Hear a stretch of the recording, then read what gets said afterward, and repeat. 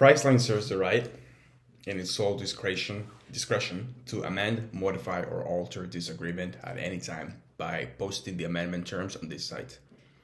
We recommend that you review these terms and conditions periodically. This language is found at the very top of Priceline's terms of use. I believe it is cheap, anti-consumerist, and it might also be a contract killer. I'm Sebastian Leoni, and I will be reviewing Priceline's terms of use. More importantly, I will be answering the following questions. Is it a valid contract? Are all visitors bound to it? Or should they have to click I agree? And if someone has a dispute with Priceline, can they sue them? And at the end, I will also be recommending some changes. So let's begin with the first question. Is it a valid contract? And also let's dive into a little bit of ethics.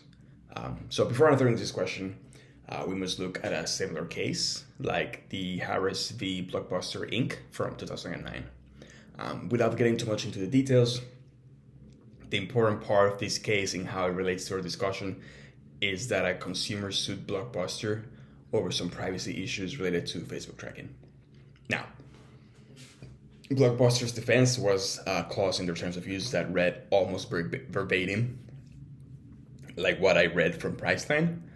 Same deal, cheap and anti-consumerist. In my humble opinion, it is absolutely not an ethical clause. So, we recommend that you review these terms and conditions periodically part is particularly troublesome because you can bet your entire life savings that those who drafted the terms know almost for a fact that nobody will actually be doing that. But we're not discussing ethics. I digress. Is it a valid contract? Now, Eric Coleman had this to say in his blog back in 2009. Stop putting clauses into your contracts that say you can amend the contract at any time in your sole discretion by posting the revised terms to the website. And he said this in all caps. Eric called this a possible contract killer. The reasoning behind his words is that for the Harris v. Blockbuster case we mentioned, the courts ruled against the movie rental giant, calling, and I quote, the arbitration provision of the contract illusory and unenforceable. So this is monumental because it made it so that any terms of use that have provisions where the company can essentially change the rules at any time and without notice could very well be unenforceable. So in short, it might not be a valid contract. Our next question is, are visitors bound to it or should they have to click I agree? So, first of all, terms of use are legally binding contracts between the website operator and the end user.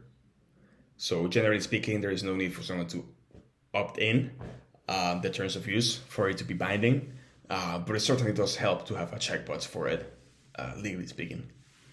As termsfeed.com puts it, the best method to use to make these legal agreements enforceable is called the click wrap method, which means having a checkbox the user needs to click to essentially opt in. Now, there is no checkbox in the actual terms of use URL, nor does the website force you to read it and then make you confirm that you did. That is not a thing that happens anywhere on the web. However, before booking a hotel, a flight, etc. through Priceline, you have to click on the complete booking button. And what does it say right above that button?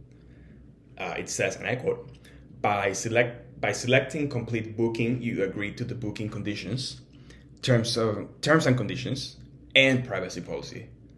So it's not quite a click wrap, but it's essentially the same, and it works. So there it is. Now it is absolutely legally binding in that respect.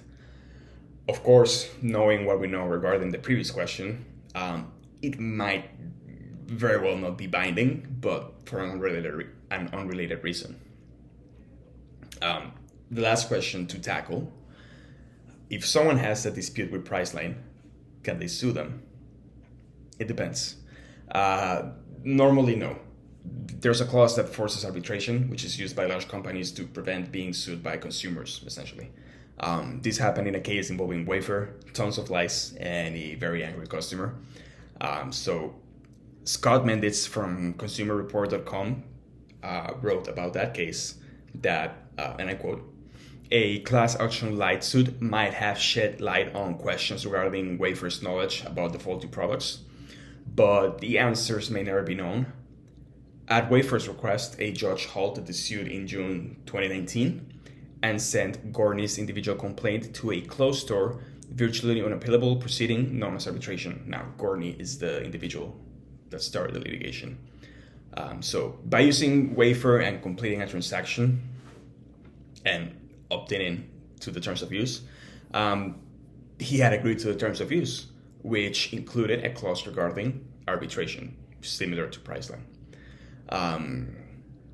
However, Priceline's inclusion of that clause we mentioned at the start could very well kill the contract and open up avenues for litigation. And I mean the clause where they can essentially change the game without notice. Now let's discuss, based on these questions we've answered, we can discuss some changes on the terms of use.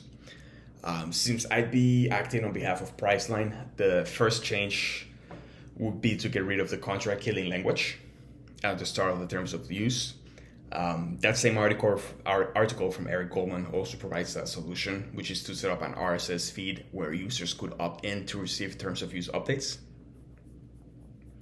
Now, if I were representing Priceline, I get rid of the arbitration clause since it denies consumers the ability to go through the discovery process, which is a safeguard that is basic to the core system. And as I mentioned before, I'm not a fan of it. Now, Jennifer Earle from privacypolicies.com states that the bare minimum required for terms of use pages would be to include the following sections. These sections would be, again, minimum, a brief introduction, the effective date, jurisdiction governing law, link to your privacy policy, contact information, limitation of liability and disclaimer of warranties, rules of conduct, user restrictions, and account termination information. She also mentions a few others that might apply depending on the business, which I believe there are a couple that apply for Priceline, and this would be returns and exchanges and third-party terms and conditions. So, what do we need to change? We've already gone over what has to change in the introduction section. Now, some quick fixes for Priceline would be to add an effective date, contact information, and a link to the privacy policy. So I should note that there is an actual privacy policy linked in the body of text down by the user rights sections, but I believe it should be linked at the top as well, just to make it simpler on the user. Now, moving on, there is a mention of jurisdiction in the arbitration section, which states the user is bound by Connecticut laws, essentially. But this should be made clearer and perhaps be reiterated at a separate section, preferably one that comes before the arbitration section. Now, regarding liability and warranties, there is an actual clear section for warranties. That's, it's all set. It's pretty good. And right after warranties, there is also a pretty detailed section on general liability. The best practice for the latter is to make sure you're not, at a minimum, be liable for any viruses, inaccuracies in the website, typos, or damage caused by third parties. And or website downtime due to maintenance. All these things are covered. Moreover, the site also states, and I quote, "All content contained with or available through this site are provided to you on an as-is basis." This is boilerplate, and the keyword right there is as-is. That language protects you against user expectations of what the site should be, rather than what it actually is. That's why it is important to have that language in your terms of use.